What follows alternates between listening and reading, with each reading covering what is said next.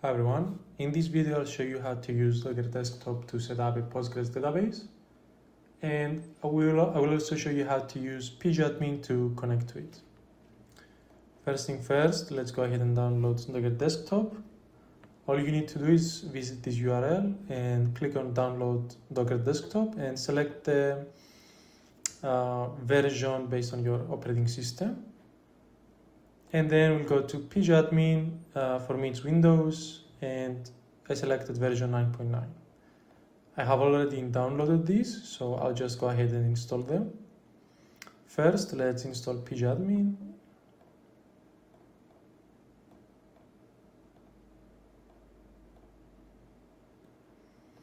And I'll also install the desktop at the same time.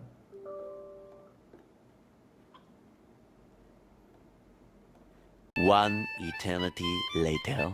Okay, great. So both are installed. For me, I'll just close this instead of logging out. And I'll just hit finish for PGAdmin.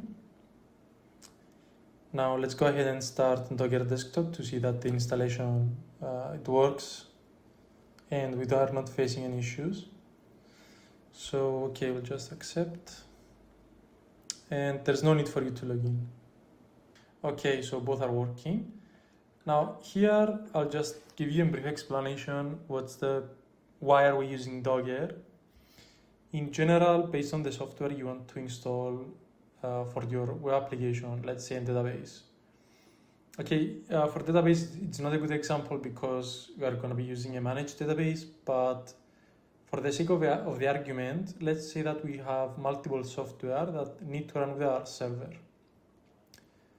The problem is that depending on the server and the distribution, the version of the distribution, some software might not be available or might cause some issues with the installation, right? It's gonna give us a headache.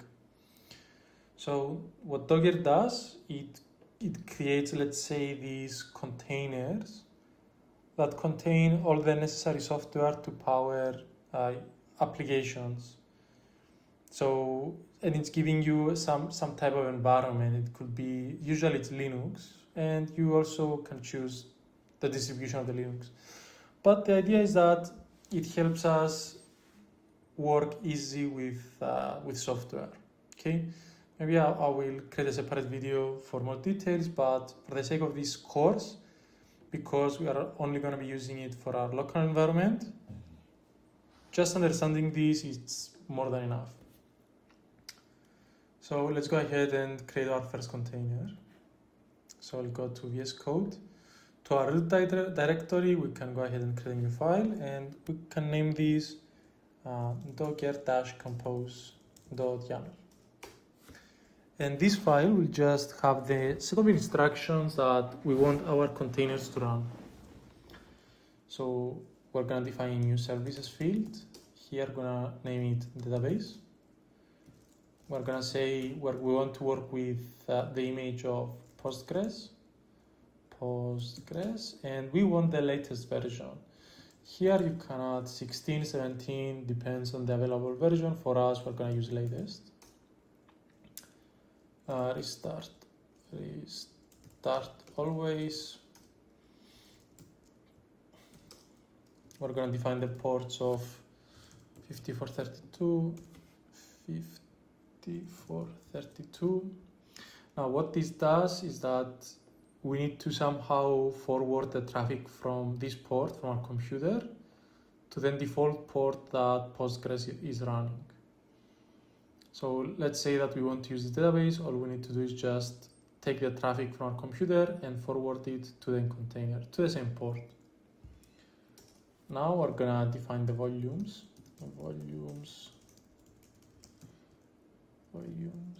and say pidgin data var lib/postgres/sql/data.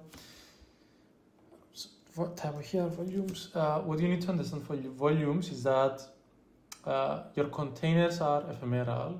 What does that mean is that if we don't add a volume here, every time we restart our container, our entire database is going to be lost, and we definitely don't want to deal with that. So we added our volume. Now I'm gonna add a network, which it's not required, but I'm gonna add it anyways. App network. So below, we're gonna define the network so that all of our containers can talk to each other. If, let's say, you have two applications, if I were to Dockerize our backend right now and I wanted to connect it to my database, this will not work. So in order to do that, we just need to create a network so that the containers can communicate with one another. We're gonna only have one container now, but I'm just adding it for informational purpose. And here we're gonna define the database configuration. So I'm gonna type here environment. Here I'm gonna say Postgres user, Postgres password. Let's call it Postgres. I'm gonna say Postgres DB. I'm gonna name it dev. Okay, good. Here I'm gonna add my networks. I'm gonna say PG data, and I'm gonna also add the volumes. Sorry, my bad. These are the volumes. And here I'm gonna add the networks. App network driver bridge. Okay, also one thing to keep in mind is that these are predefined environmental variables. I'm not the one defining them. So when you are using this image, you can add these variables to your environment, and you're gonna see now what's their purpose. And here I'll just go ahead and build my containers, and I'm gonna type docker compose app-d. Volumes must be a mapping. What's the problem? Okay, so I just need to add this.